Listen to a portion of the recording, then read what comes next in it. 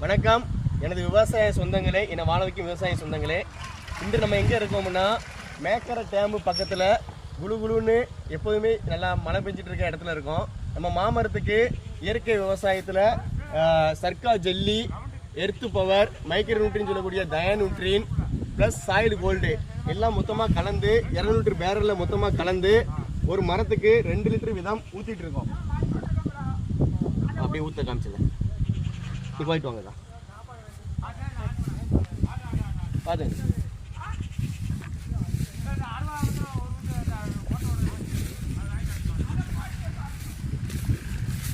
இப்படி மாமரத்தை சுற்றி வட்டைப்பாத்தி எடுத்து இது ஓரத்தில்